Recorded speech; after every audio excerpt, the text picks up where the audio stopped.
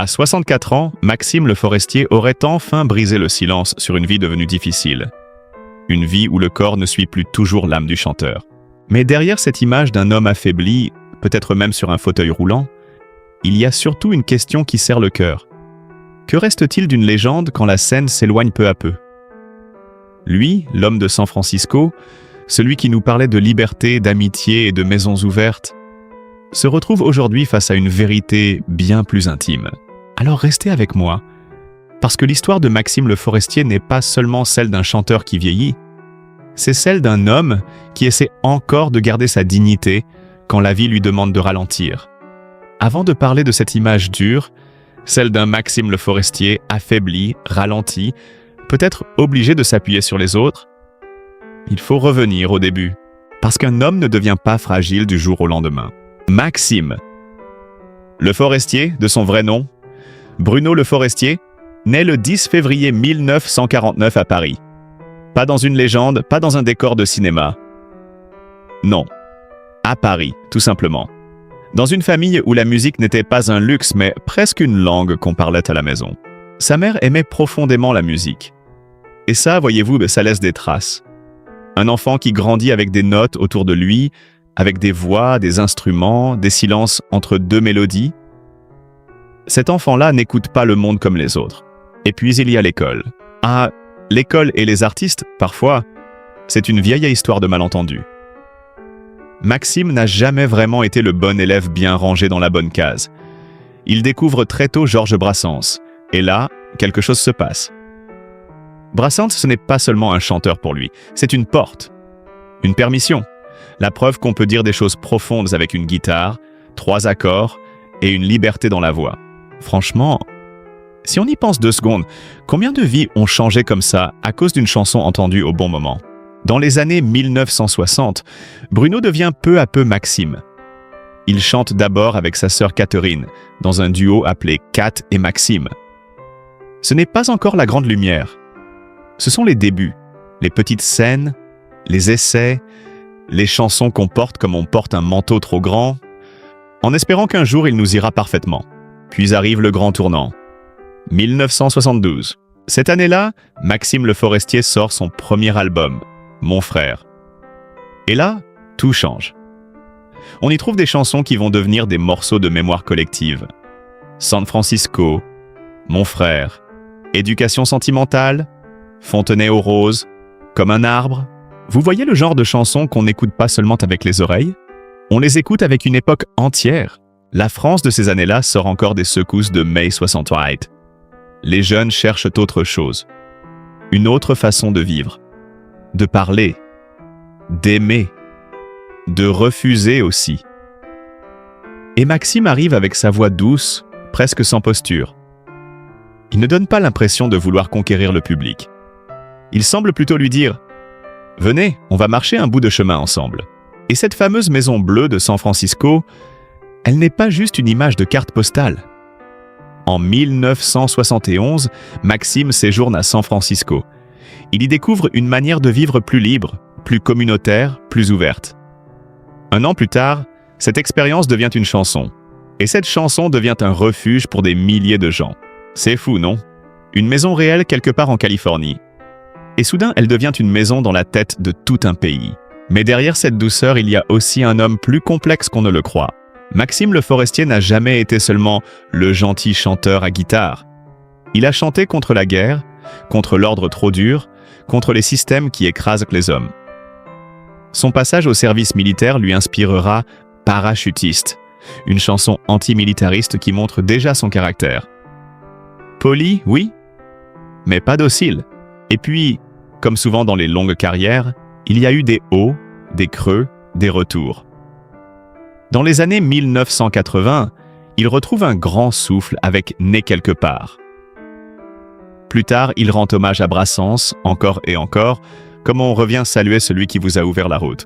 Alors quand aujourd'hui certains résument Maxime à une image de faiblesse, à un malaise, à une rumeur, à un fauteuil roulant, moi je me dis, attention, attention à ne pas oublier tout ce qu'il y a avant. Parce que ce corps qui fatigue, c'est le même corps qui a traversé des décennies de scène. Cette voix qui tremble peut-être un peu, c'est la même voix qui a accompagné des amours, des départs, des dimanches après-midi, des vieux postes de radio dans les cuisines. Et là, une question se pose, est-ce qu'on aime vraiment nos artistes quand ils sont au sommet? Ou est-ce qu'on est encore capable de les aimer quand ils deviennent simplement humains? Moi, si j'étais à sa place, je crois que le plus dur ne serait pas seulement de vieillir. Le plus dur, ce serait de vieillir sous les yeux de ceux qui vous ont connus éternellement jeunes. Source pour les repères factuels. Naissance, début, succès de 1972 et titres majeurs sont confirmés par Nostalgie, Universal Music et des biographies publiques.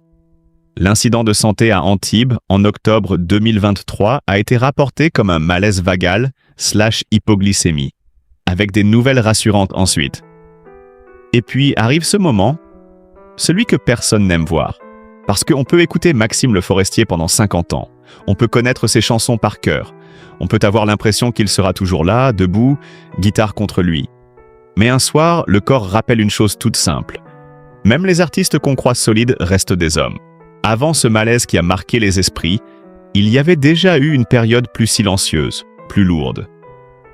Maxime Le Forestier a traversé une maladie sérieuse, un cancer de la langue, qu'il n'avait pas voulu nommer publiquement avant d'être annoncé guéri. Pendant un temps, cette maladie l'a réduit au silence. Et pour un chanteur, mes amis, le silence, ce n'est pas rien. Imaginez un peu, un homme qui a passé sa vie à donner sa voix aux autres. Obligé soudain de la protéger, de la perdre un peu, de la retrouver doucement. Si c'était moi, franchement, je crois que j'aurais eu peur. Pas seulement peur de la maladie, peur de ne plus reconnaître ma propre voix. Et puis, le 17 octobre 2023, à Antibes, au théâtre Antea, la scène devient soudain un endroit fragile. Maxime chante depuis plus d'1 heure. Le public est là. Les lumières aussi. Tout semble suivre son cours, jusqu'à ce que ses jambes flanchent. Il est victime d'un malaise sur scène. Lui-même expliquera ensuite qu'il s'agissait d'un malaise vagal, lié aussi à une hypoglycémie, et il rassurera rapidement. Ça va très bien, en substance. Mais vous savez, même quand les nouvelles sont rassurantes, l'image reste. Un chanteur qui vacille, ce n'est pas seulement un incident médical, c'est comme si toute une époque vacillait avec lui. Dans la salle, certains ont dû se dire « Non, pas lui, pas Maxime ». Et c'est là que les titres dramatiques commencent à pousser comme des champignons après la pluie. On parle de fauteuil roulant, on parle de vie misérable, on parle d'aveu. On ajoute du noir là où la réalité est déjà assez délicate comme ça. Alors attention, le drame véritable n'est peut-être pas dans une phrase choc. Il est ailleurs. Il est dans cette frontière très fine entre l'inquiétude sincère du public et la manière dont certains transforment la fragilité d'un homme en spectacle. Parce que Maxime Le Forestier n'a pas bâti sa carrière sur le bruit, il l'a bâti sur la pudeur, sur les mots simples, sur cette façon de chanter comme s'il ne voulait pas déranger, alors qu'en réalité, il entrait dans la vie de millions de gens. Et maintenant, quand son corps fatigue, on voudrait lui voler même cette pudeur. C'est peut-être ça la vraie violence du moment. Pas seulement le malaise, pas seulement la maladie, mais le regard des autres. Un artiste vieillit, et soudain, certains ne voient plus ses chansons. Ils ne voient que ses faiblesses. Ils oublient San Francisco, ils oublient Mon frère, ils oublient Né quelque part, et ils ne gardent qu'une image. Celle d'un homme qui aurait besoin d'aide pour avancer. Mais dites-moi, est-ce qu'avoir besoin d'aide, c'est une honte? Moi, je ne crois pas. Au contraire. Peut-être que c'est là que Maxime devient encore plus proche de nous. Parce que, après avoir chanté la liberté, il nous montre, malgré lui, une autre vérité. La dignité, ce n'est pas de rester debout à tout prix. C'est de continuer à être soi-même, même quand la vie vous oblige à ralentir. Ce qui est troublant avec Maxime Le Forestier, c'est que dans notre mémoire, il reste souvent jeune. On le revoit avec cette silhouette mince, cette guitare, cette voix claire, presque comme un copain qu'on aurait croisé dans une cuisine après minuit, pendant qu'un ami refaisait le monde avec 3 verres sur la table. Il ne chantait pas comme quelqu'un qui voulait écraser la salle. Non, il chantait comme quelqu'un qui venait s'asseoir à côté de vous. Et c'est peut-être pour ça que le contraste fait si mal aujourd'hui. Hier, Maxime chantait une maison bleue ouverte à tous, Aujourd'hui, on parle de fatigue, de malaise, de santé fragile, parfois même de fauteuils roulants dans certains récits trop rapides. Alors forcément, l'image frappe. On se demande comment l'homme de la liberté peut-il devenir l'homme du ralentissement? Mais au fond, est-ce que ce n'est pas le chemin de tout le monde? La jeunesse, c'est croire que le corps suivra toujours. On part, on revient, on chante, on rit, on dort peu, on monte sur scène, on recommence. Et puis un jour, sans prévenir, le corps lève la main et dit « Excuse-moi, mais moi aussi j'existe ». C'est une phrase toute bête, mais elle change tout. Dans les années 1970, Maxime portait une génération. Il chantait les rêves collectifs, les amitiés presque fraternelles, les envies de partir loin pour vivre autrement. Sa musique avait quelque chose d'ouvert. Une fenêtre, un voyage. Même quand il parlait de choses graves, il y avait toujours cette impression d'air qui circule. Aujourd'hui, l'air semble plus court. Et pourtant, je trouve qu'il y a une beauté là-dedans. Une beauté discrète, pas brillante, pas faite pour les couvertures de magazines. La beauté d'un homme qui a traversé le temps sans trop jouer au héros. Il n'a jamais eu besoin de hurler pour exister. Il a simplement chanté. Et parfois, mes amis, chanter juste pendant 50 ans, c'est déjà une forme de courage. Regardez bien, beaucoup d'artistes vieillissent en essayant de cacher la vieillesse. Ils se repeignent, se redressent, font semblant que tout est pareil. Maxime, lui, a toujours eu cette pudeur un peu à part. Quand il parle de ses épreuves, il ne dramatise pas trop. Il ne demande pas qu'on le plaigne. Il semble dire « Voilà, c'est la vie, on continue ». Et ça, honnêtement, ça me touche plus que n'importe quel grand discours. Parce que entre le jeune homme de San Francisco et l'homme plus âgé d'aujourd'hui, il y a une ligne invisible. Une ligne faite de concerts, de deuil, d'amitiés perdues, de maladies traversées, de silences avalés. Une carrière, ce n'est pas seulement des applaudissements. C'est aussi des chambres d'hôtel, des lendemains vides, des retours chez soi quand tout le monde croit que vous êtes encore dans la lumière. Alors oui, le passé était plus léger. Oui, l'image d'aujourd'hui peut serrer le cœur. Mais réduire Maxime à sa fragilité actuelle serait une erreur. Parce qu'un arbre ne devient pas moins beau quand ses branches fatiguent. Il porte seulement les traces du vent. Et Maxime le Forestier, lui, porte les traces d'une époque entière. Une époque qui a chanté avec lui, qui a grandi avec lui, et qui maintenant apprend peut-être à vieillir avec lui. Moi, quand je regarde le parcours de Maxime le Forestier, je ne vois pas seulement un chanteur qui a vieilli. Je vois un homme qui a longtemps porté les mots des autres, sans toujours parler beaucoup de lui-même. Et ça, c'est assez rare. Parce qu'aujourd'hui, on vit dans une époque où tout le monde doit expliquer sa douleur, montrer ses blessures, raconter son quotidien, prouver qu'il souffre ou qu'il va bien. Comme si la vie privée était devenue une sorte de vitrine. Maxime, lui, a toujours gardé quelque chose de fermé. Pas froid, non. Plutôt réservé. Il donne beaucoup dans ses chansons, mais il ne se donne pas en pâture. Il laisse une distance, une pudeur. Et parfois, pire que cette pudeur-là, elle est plus bouleversante qu'un grand aveu devant les caméras. Alors quand certains disent « il a enfin avoué sa vie difficile », moi je me méfie un peu, parce qu'un homme comme lui n'a peut-être pas besoin d'avouer quoi que ce soit. Son visage, sa voix, ses silences, ses absences parfois, disent déjà beaucoup. Et puis, est-ce qu'on doit forcément transformer la fragilité d'un artiste en confession publique? Je ne crois pas. Si j'étais à sa place, bon, déjà, je chanterais sûrement beaucoup moins juste, soyons honnêtes. Mais si j'étais à sa place, je crois que j'aurais envie qu'on se souvienne de moi autrement que par mes jours de faiblesse. J'aimerais qu'on se souvienne des chansons, des salles pleines, des regards dans le public, des jeunes qui découvraient San Francisco sans savoir qu'ils étaient en train d'entrer dans un morceau d'histoire. J'aimerais qu'on se souvienne aussi de l'homme qui a aimé Brassens, qui a chanté avec respect, qui n'a jamais eu besoin de faire du bruit pour durer. Parce que durer, mes amis, ce n'est pas rien. Il y a des artistes qui explosent comme des feux d'artifice. Très forts, très beaux, très vite. Et puis ils disparaissent. Maxime le Forestier, lui, a fait autre chose. Il laisse rester, tranquillement, comme un arbre justement. Pas toujours au centre de la place, pas toujours sous les projecteurs, mais là, présent, avec ses racines dans la chanson française, Et peut-être que c'est ça qui rend son vieillissement si touchant. On ne voit pas simplement Maxime prendre de l'âge. On voit aussi notre propre jeunesse s'éloigner un peu. Parce que ceux qui l'ont connu dans les années 1970 ne sont plus les mêmes aujourd'hui. Eux aussi ont des douleurs au dos, des rendez-vous médicaux, des photos anciennes dans des tiroirs, des amis qu'on appelle moins souvent, des souvenirs qui reviennent quand une chanson passe à la radio. Une voix comme celle de Maxime, ce n'est pas seulement une voix, c'est une horloge intime. Elle nous rappelle où nous étions, avec qui, à quelle époque, dans quelle cuisine, dans quelle voiture, sur quelle route. Et là, une question vient doucement. Quand un artiste vieillit, est-ce lui qui devient fragile, ou est-ce notre propre mémoire qui tremble avec lui? Moi, je crois que c'est un peu les deux.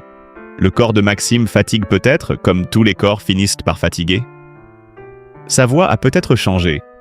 Sa présence sur scène n'a plus la même légèreté qu'avant. Mais ce qu'il a donné, ça, personne ne peut le mettre dans un fauteuil roulant. Personne ne peut l'abîmer avec un titre trop noir. Personne ne peut le réduire à une image triste. Parce qu'une chanson, quand elle est entrée dans la vie des gens, elle ne vieillit pas de la même façon que nous. Elle reste là, parfois endormie, et puis un jour, elle revient. On entend 3 notes et tout remonte. Les amis, les rues, les vacances, les visages qu'on croyait avoir oubliés. C'est ça la vraie force d'un chanteur comme Maxime Le Forestier. Il n'a pas seulement chanté pour être applaudi, il a accompagné des morceaux de vie. Alors oui, bien sûr, voir un artiste affaibli, ça fait quelque chose. On ne va pas faire semblant. On aimerait que ceux qu'on aime restent debout pour toujours. On aimerait que la voix ne tremble jamais, que les mains restent sûres, que les jambes suivent encore la musique. Mais la vie ne demande pas notre avis. Elle avance, elle enlève un peu, elle ralentit, elle oblige parfois les plus libres à s'arrêter. Et dans cet arrêt, il peut y avoir une immense tristesse, mais aussi une leçon. La leçon, c'est peut-être de regarder nos artistes avec plus de tendresse. Pas seulement quand ils remplissent les salles. Pas seulement quand ils nous donnent des refrains faciles à chanter, mais aussi quand ils deviennent plus discrets, plus vulnérables, plus humains. Parce qu'au fond de Maxime Le Forestier n'a jamais été une statue. Il a toujours été un homme avec une guitare. Et c'est peut-être pour ça qu'on l'a aimé.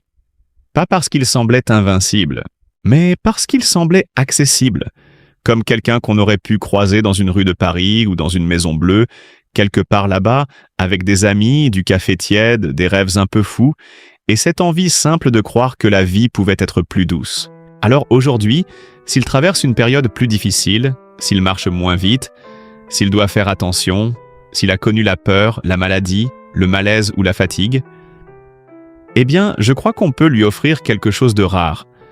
Ne pas le réduire à ça. Ne pas dire « Regardez comme il est tombé », mais plutôt « Regardez tout ce qu'il a porté ».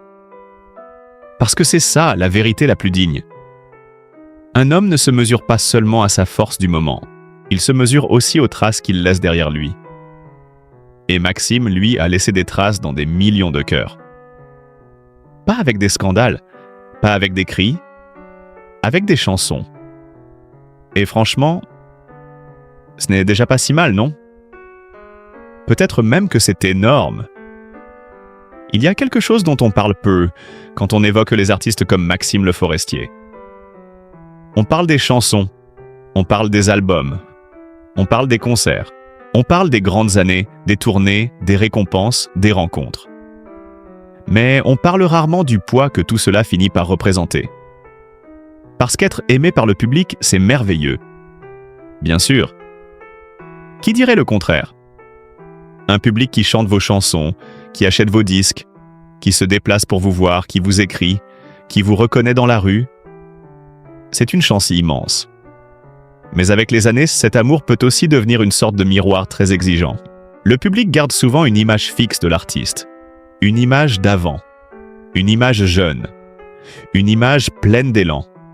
Et quand l'artiste change, parce que la vie change tout le monde, certains ne savent plus très bien comment le regarder. C'est dur, ça. Maxime. Le Forestier, pour beaucoup, c'est encore ce jeune homme des années 1970.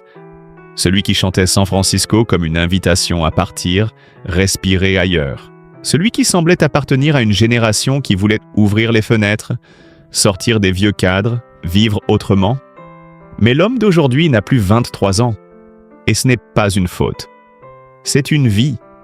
Une longue vie d'artiste, avec ses routes, ses scènes, ses nuits courtes, ses répétitions, ses interviews, ses deuils, ses inquiétudes, ses retours à la maison quand le bruit s'éteint. On oublie que la scène use. Elle donne beaucoup, oui, mais elle prend aussi. Elle prend de l'énergie, elle prend du sommeil. Elle prend parfois une partie de la tranquillité. Et quand le corps commence à réclamer son dû, tout devient plus compliqué. Un simple malaise devient une alerte nationale. Une annulation devient une rumeur. Une fatigue devient un drame. Une photo moins flatteuse devient une preuve, presque un jugement. Et là, franchement, on peut se demander à quel moment notre curiosité devient-elle trop lourde pour ceux qu'on prétend aimer. Parce que Maxime Le Forestier n'a jamais été un homme de scandale permanent. Il n'a jamais joué au personnage bruyant. Son style, c'était plutôt la retenue. Une forme d'élégance simple. Il n'avait pas besoin de pousser les portes avec fracas. Il entrait doucement et il restait. C'est peut-être pour ça que sa fragilité touche autant. Quand un artiste déjà extravagant traverse une tempête, certains se disent « encore une histoire ». Mais quand un homme discret vacille, là, le silence autour devient plus impressionnant. On sent que ce n'est pas du spectacle. On sent que c'est la vie qui passe. Et peut-être que c'est pour ça que l'idée d'un Maxime Le Forestier en fauteuil roulant frappe autant les esprits, même quand il faut rester prudent avec ce genre d'image. Parce que le fauteuil, dans l'imaginaire collectif, ce n'est pas seulement un objet, c'est un symbole. Le symbole du ralentissement, de la dépendance, du corps qui ne répond plus comme avant. Mais il faut faire attention, mes amis. Un fauteuil, une canne, une aide, un moment de faiblesse, tout cela ne raconte jamais toute une personne. Ce ne sont que des fragments. Et un homme comme Maxime ne peut pas être résumé à un fragment. Il y a chez lui des décennies de mots, des décennies de mélodies, des décennies de présence. On ne peut pas gommer tout cela avec une seule image, même si cette image serre le cœur. D'ailleurs, quand on écoute certaines de ses chansons aujourd'hui, elles prennent presque un autre sens. Comme un arbre dans la ville, à l'époque, beaucoup l'entendaient-ils comme une chanson sur l'écologie, sur la solitude moderne, sur l'homme perdu dans le béton. Mais avec le temps, on peut aussi l'entendre autrement. Comme un arbre qui résiste, comme un arbre qu'on a déplacé, entouré, fatigué, mais qui reste là, pas invincible, présent. Et Maxime, d'une certaine manière, a toujours été cet arbre-là dans la chanson française. Pas le plus bruyant, pas le plus spectaculaire, mais un repère, une silhouette qu'on reconnaît, une voix qui rassure même quand elle dit des choses graves. C'est drôle parce que, dans une époque où tout va vite, Maxime Le Forestier a toujours semblé appartenir à une autre vitesse. Une vitesse plus humaine. Il ne chantait pas comme quelqu'un qui veut absolument gagner la course. Il chantait comme quelqu'un qui sait que la route compte plus que l'arrivée. Et maintenant que cette route devient plus difficile, plus lente, peut-être plus incertaine, il nous oblige à regarder une vérité qu'on évite souvent. Vieillir, ce n'est pas disparaître. Vieillir, ce n'est pas disparaître, pas disparaître. Vieillir, ce n'est pas devenir inutile. Vieillir, ce n'est pas perdre automatiquement sa dignité. Vieillir, c'est changer de rythme. Et parfois, c'est ce changement de rythme que le public accepte le moins. Parce que nous, spectateurs, on aimerait que nos souvenirs restent intacts. On voudrait que les artistes de notre jeunesse restent dans la même lumière, avec le même visage, la même voix, la même énergie. On voudrait pouvoir appuyer sur « lecture » et retrouver exactement l'époque d'avant. Mais l'époque d'avant ne revient pas. Elle revient seulement par morceaux, dans une chanson, dans une phrase, dans une guitare qu'on reconnaît dès les premières notes, dans un refrain qu'on croyait oublié et qui revient tout seul, comme un vieux voisin qui frappe à la porte. Et là, Maxime Le Forestier retrouve sa place. Pas comme un homme figé dans une nostalgie triste, mais comme quelqu'un qui nous accompagne dans ce passage délicat, accepter que ce qu'on a aimé change sans cesser de l'aimer. C'est une forme de maturité, ça, et entre nous, ce n'est pas toujours facile, Parce que quand on a grandi avec une voix, quand cette voix a traversé nos histoires d'amour, nos ruptures, nos déménagements, nos dimanches en famille, nos vacances en voiture, on n'écoute plus seulement l'artiste, on écoute un morceau de soi-même. Alors quand Maxime semble fragile, c'est peut-être aussi notre propre fragilité qu'on entend.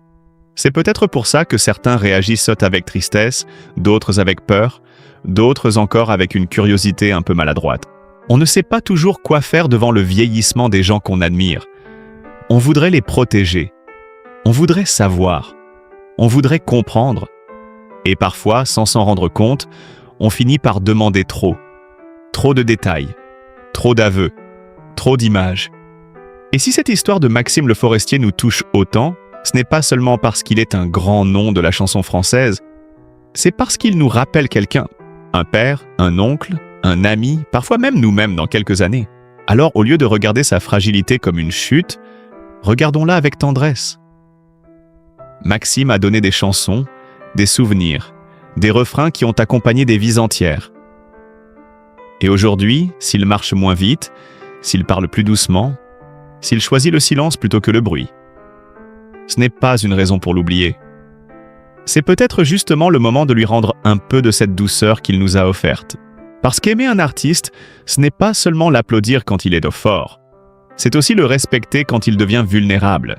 C'est ne pas transformer sa fatigue en spectacle. C'est se souvenir qu'avant d'être une légende, Maxime Le Forestier est un homme.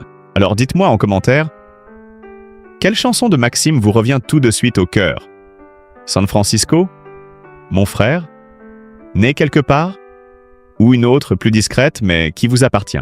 Et si cette vidéo vous a touché, pensez à laisser un petit like. Ça aide beaucoup la chaîne, vraiment.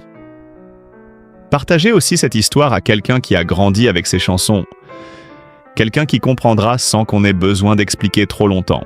Et bien sûr, abonnez-vous pour continuer à parler ensemble de ces artistes qui ont marqué nos vies. Pas avec du bruit, mais avec de la mémoire, du respect et un peu d'amour.